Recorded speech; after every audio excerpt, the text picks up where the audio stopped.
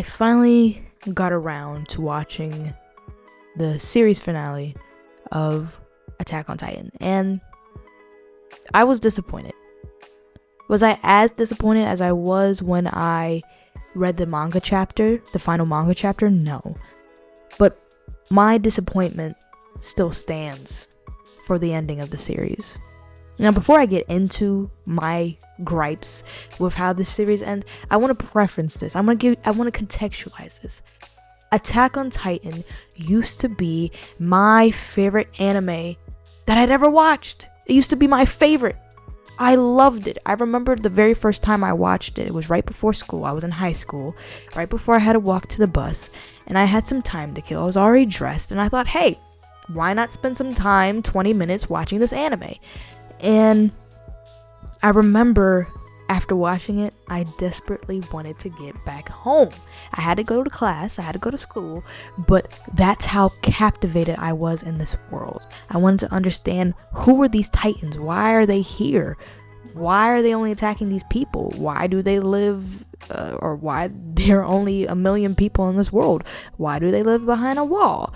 How did this wall get here? Etc., etc. I wanted to know more. I desired to know more, and that's what I believe any first episode of any series, even the first couple minutes in a movie, should grab your attention the way that Attack on Titan Season 1 Episode 1 does. And so I spent a lot of time watching the show. I remember being shocked to find out that Reiner and Bertolt were the armored and colossal Titan. I remember being shocked with Eren being a Titan and all this other stuff. I knew he wasn't dead, but even when his Titan showed up, I knew it was him, but how did we get here? There were so many things that I loved about the show. It captivated me. I wanted to know more, and I loved learning about the lore because it was so, the world building, even in the first couple episodes, were so good. I would have family members watch it, friends. I remember showing my friend I remember having my friend watch the episode Warriors Season 2 Episode 6. That's how you know I love this show, or loved this show. I remember watching her watch when Reiner and Bertolt are talking to Eren off screen, and she looked at me like, did they just say what I think they did? I remember watching reactors watch it. I remember watching episodes or YouTube videos once I finished reading the manga chapters, wanting to know more. Even after Season 3, when Season 3 ended, once again, I remember where I was. I was out of town the final episode of Season 3 came out, so when I finally got the chance, we were at the airport, and I watched it. And I remember seeing the comments saying, oh, look at the ending, it alludes to so much in Season 4. And because of that, I grew impatient, as many anime watchers do of a manga that's continuing. I started reading the manga. And I remember I had read the entire manga, and this is where, at least up to that point, and this is where it stopped. And this is when I had to start reading monthly.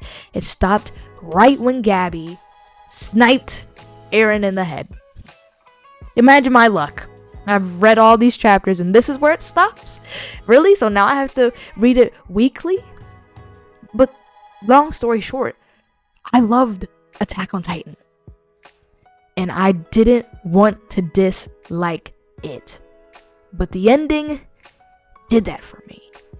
And I see so many people, like, I remember when the final manga chapter came out, so many people were on, I don't want to say my side, but had the same sentiment that I did. But now, it seems like everybody, particularly the people who've only particularly people who've only watched the anime, seem to love it. And I don't blame them. I think the anime does such a good job with stupid stuff that happens in the manga that makes no sense. Like when Eren and Armin are talking, and in the manga, Armin basically says, thank you for becoming a mass murderer. Almost verbatim, that's what he says. Thank you for becoming a mass murderer on our behalf. In the anime, it makes more sense. The conversation, Armin's like, I'm sorry we had to put you in this position. I kind of bear the blame too. It made more sense than Armin just be like, thank you for killing so many people on our behalf. Like, that was crazy to me. But yeah, let's get into my gripes. I have about 4 gripes. let's get into them. Number one, Falco just automatically being able to use his Titan is crazy. But Zoe, he was trained to be a warrior. And remember when Reiner said that Bertold took control of the Colossal? He was able to master the Colossal on his first try. I get that. But first of all, Falco wasn't even number one to be the Armored Titan. It was Gabby. Okay, that's for starters. And he just started pushing himself harder like weeks before everything happened so he could save Gabby. Okay, so this isn't like he's been doing this for years. He's been excelling for years. No, he hasn't been excelling for years. He's been excelling sorta kinda for weeks. For weeks. That made no sense to me. And what also made no sense, it's not that he was able to master his Titan. And maybe he didn't master it to its full extent. Okay, I'm fine with him being more powerful initially or able to have a better control of his Titan than Eren did, because the people on Paradis, they're not training to know how to use Titans. The Marleyans knew about the Titans. See, the people on Paradis were in the dark. The Marleyans, and Liberia especially, weren't in the dark. So I get that. I get Eren struggling with his Titan. But what had me was he learns how to fly. He rationalizes that he can fly and then learns how to fly like that. How does that happen? I felt like that was such lazy, right? Even when I was reading the manga at the time, I'm like, so many things are just happening right now, and the explanation for those things seems really rushed. And this is one of those times where it seemed really rushed because there was so much implications. Don't get me wrong, I watched the show. I see the implications of Falco and wanting to fly and how it alludes and ties into being free. I feel you, I get that. But it just came out of nowhere. Like, even with the Annie stuff, with the female Titan being able to have certain abilities of the other Titans, that was already set up before. It was just explained, I would say a little too late, but I understand why. But the flying thing, Falco just magically knowing how to fly is crazy to me. Crazy to me. My second problem is Mikasa having her memories erased. Why is that? Okay. And I was thinking about this before doing this video, that there's so much parallel between Code Geass and Attack on Titan. I mean, there's always been parallel between the two, but this one is crazy how, spoiler alert, Shirley gets her memories erased by Lelouch, and how Eren erases Mikasa's memories and then gives them back to her. But here's my problem with Eren erasing Mikasa's memories. Now let's give context. Eren gives moments to all of his friends. He enters their memories and basically tells them, this is what's going to happen, this is how it's going to happen, and this is why I'm doing this. And I want you guys to live long, prosperous lives. I'm going to get rid of Titans. I'm going to save your mom, Connie. I'm going to do this. I'm going to do that because I love you guys. All this is for you guys. You guys are going to look like the heroes, which I think was a really bad argument based on his plan, but that's a different conversation. We'll get there in a bit. But he tells them this, and then he erases their memories and says that you'll remember this when everything is over. So we see that specifically with Armin, and then we see the aftermath with everybody else, right? And we see a bit with Mikasa, where Mikasa wakes up and she sees Eren with his short hair. They're both still 19, but she sees Eren with short hair and he's chopping wood. He's like, oh, you're okay? And they're just spending time together. They ran away after Eren said, what am I to you? They ran away because presumably Mikasa said, you're more than just family to me. So they ran away, enjoyed the 4 years together, and then Eren died. And Eren got rid of those memories until he died. Here's the problem with that.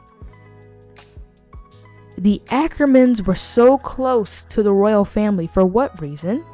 Well, in season 3, we know why. We know why Kenny is basically working for them, and it's because Ackerman's memories cannot be erased. They're the only Eldians who don't have their memories erased, save for the royal family. So once King Fritz decided to harden the Colossal Titans and keep everybody inside the walls for 100 years, the Ackermans were like, oh, you're trying to make us think that we're the only existing human race, but we know that we're not. So how did he do that to Mikasa? How did he do that to Mikasa? Well, she's not just an Ackerman, she's an Oriental. Okay, cool. Who said that Levi is a full Ackerman? Who said that Levi has full Ackerman blood? Because we don't see Eren mess with Levi's memories. So, but he's not even a full Ackerman. Nothing states that he's a full Ackerman. So regardless of if he's half Ackerman, full Ackerman, you're kind of like rewriting something that you already set up in season 3. Make it make sense. Make it make sense. Also, I feel like the hand waviness, this is kind of still on point with Mikasa's memories being erased, because the reason why Mikasa has been having headaches throughout the entire series, and if you pay attention, think back to season 3 when Armin is burnt to a crisp. Mikasa is holding her head. She's having a headache, and it's kind of more highlighted in season 4, but if you read the manga, there's much more attention paid to Mikasa's headaches. I feel like in the anime it comes out of nowhere, but Mikasa's been having headaches. It's alluded to, but not explicitly stated. Mikasa's been having headaches because she's been trying to resist Eren erasing her memories. So I guess maybe that's their way of saying, oh, she's trying to fight back with her Ackerman blood, but nobody said that verbatim in the show, so I have a problem with that. But I have a problem with Mikasa's headaches and how it's hand-wavily explained, because there was a better explanation that they ignored. Remember in season 4 when it's Eren, Mikasa, and Armin, and Gabby, she's fourth wheeling if you will, they're all having a conversation, and in their conversation, Eren's like, yo, so I've been talking to my brother Mikasa, and apparently the Ackermans have this thing where they have an innate impulse to protect a host. And so for you, it's me, right? And he's like, that's why you've been having headaches, because you've been trying to resist. And then kind of his theory gets proved when Armin's about to punch him and Mikasa pulls him down to the ground. He said, see, he didn't even move an inch. He didn't even flinch, bruh. And so I'm thinking, oh, that's why she's having headaches. But then later on, Zeke is like, nah, she just likes you. She just really cares about you. She's really into you. That's why she does what she does. And I thought that made no sense. Like, I get what they're saying. I get saying that Mikasa just cares about Eren. That's cool. But you already have this idea set up with other characters. What do I mean? Levi's undying loyalty to Erwin? It would have been cool if you explained, oh, it's because he's an Ackerman. They just have an undying loyalty to them, to their host. Kenny's undying loyalty. I'm combining Yuri and loyalty, but Kenny's undying loyalty to Yuri makes sense because he is an Ackerman. But then we just hand wave and explain it away by, nah, she just really likes you. I thought that they fumbled on that, because I thought that was a really cool idea to set up, because we already set up that Ackermans are kind of like titans in human form.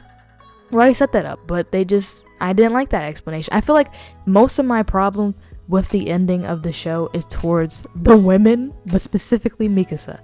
Perfect transition, talking about the women, Ymir being in love with King Fritz. I thought that was so dumb.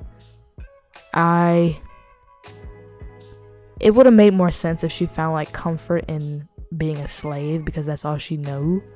But Eren out here like, yeah, you know why she's allowed all this? It's because she's in love with King Fritz. So you mean to tell me she allowed like thousands of years of suffering because she was in love with this one dude who eventually died? I'm lost. In my interpretation, before, when we saw Ymir, the flashback of her being a slave and then becoming a titan, my interpretation of when the spear got thrown towards King Fritz and she jumped in the way was, and King Fritz says, girl, what you doing? Heal. My interpretation was Ymir was so done of being a slave and being unable to escape, and just being unable to escape the mentality of being a slave, that she was just going to sacrifice herself. She was just going to basically die by cop. But no. And I thought even what made it worse was when she woke up, it's not a peaceful afterlife. It's not heaven. No, it's torture. She's alone. She cannot escape being alone, and now she's building these titans for these people. That's what I thought. And then what stamped its approval on my theory was when Eren and Zeke are basically arguing over Ymir, and Zeke is like, yo, Ymir, I command you to do this. I have the king's blood. And he looks like King Fritz. His hair's all long. He has a beard. I mean, in the manga, he has white hair, but in the anime, they didn't do that. But yeah, his hair's all long. He's got a full beard, and he's like, I command you to do this. And I thought it was just a huge callback to what happened before, which is why she's crying in Aaron's arms, because she's trying to escape her past, and she can't. But nope, she was just in love with the dude. And I get it. Stockholm Syndrome is a real thing. Trust me, I know. You know, we're not talking about Beauty and Beast, we're talking about real life. I understand that Stockholm Syndrome is a thing. But I feel like if Isayama executed it a bit better, I wouldn't have such a problem with the ending. And can we talk about how Mikasa kissed Aaron's dead floating head? Like, that was weird. I don't see enough people saying that's weird. That's not in my notes, but I completely just forgot about it. But why is she kissing this dude's dead head? And then we see Ymir in the back smiling. Like, that was bizarre. I get it. Oh, she could do what I couldn't do. But no. Access denied. Anyway, my final problem, and I think this is the problem I cannot get over, and I think they explained it better in the anime than they did in the manga, but my main problem is that Aaron's plan sucks. Okay, I like the explanation in the anime where Aaron's just like, you know, I'm just dumb. You know, he's not like Lelouch in Code Geass. He can't construct a master plan. I can sort of kind of deal with that. But here's my dilemma. My dilemma is, in killing 80% of humanity, Aaron thought that his friends were going to be deemed as the heroes. He's like, okay, everybody's going to see that you killed me, blah, blah, blah, right? Here's why that makes no sense. Why would they now look at the Eldians as a hero when you're the Eldian problem? You would just think, oh, Eldia creates more problems that Eldia has to deal with, and then we're affected by their problems. That made no sense to me. Why would anybody look at you as a hero? Why would they look at your friends as a hero when maybe, I mean, even Armin said it himself, that y'all contributed to his plan? Why would anybody outside of Parody, even people in Parody, why would they think that your friends are the heroes when they were supporting you, bro? They were called the Jaegerists for a reason. And then the Jaegerists took over after everything. Why would you think your friends would be praised? Even when I think they're going back to Parody, and they're like, so do y'all think we're gonna get killed? Like, I'm not saying Aaron had to think it was gonna for sure happen, but you kill 80% of the world, I would think that you are 80% sure that your friends are not going to, or there's an 80% chance that your friends are not going to be killed. But they're legit questioning if they're going to live getting across this ocean. All of that, this is why Zeke's plan, in my mind, made more sense. Of course, in the real world, I would not say let's do this, okay? But we're talking about Attack on Titan fictional world, alright? Zeke's plan made more sense because there would be less casualties. Eventually, everybody would just die off. You know, Titan. Everybody would basically face the same fate as Titan shifters. You die in 13 years after becoming a Titan. We all basically eventually die. So you kind of doing everybody a favor, because spoiler, Eldia kind of started all of this. From what we know, Eldia kind of started it, especially with the Titans. Like, if I'm the Marlians, I'd be afraid of Eldia too. Let's just be real. Because when Ymir became a Titan, that's when things went to overdrive, and you watching people getting eaten alive. Yeah, that's trauma. I'm not saying what all they did was right, no, but I do sympathize with them. But yeah, those are my gripes of Attack on Titan season 4, or the ending to Attack on Titan. But my gripes of the ending, yeah, they're just my gripes of Attack on Titan in general, because I'm sure people are wondering, why do you dislike all of Attack on Titan now just because of the ending? And it's because all of Attack on Titan leads to this one point. It's like in wrestling when people were mad that Cody Rhodes wasn't going to face Roman Reigns at WrestleMania, because you had so many clues throughout the year. Cody loses, And then he's about to face Roman again. He doesn't even get to have a rematch. He's about to face Roman again, and then something happens. He encounters Roman, and then something happens. So it's always alluding to this is what's going to happen. He wins the Royal Rumble. Automatically, he has a championship main event match at WrestleMania. And when he wins, he points at Roman Reigns. He says, I choose you, Roman Reigns. And then the next time on SmackDown, he's like, nah, I want that belt and I want to face you, but not at WrestleMania. Even though WrestleMania is the biggest stage of them all. So the same sentiment goes to Attack on Titan. You pepper in clues. You build stuff up. You world build. You set a standard. And when push comes to shove, you ignore all the standards that you set up. And for that, I hate to say it, but Attack on Titan is heartbreakingly bad.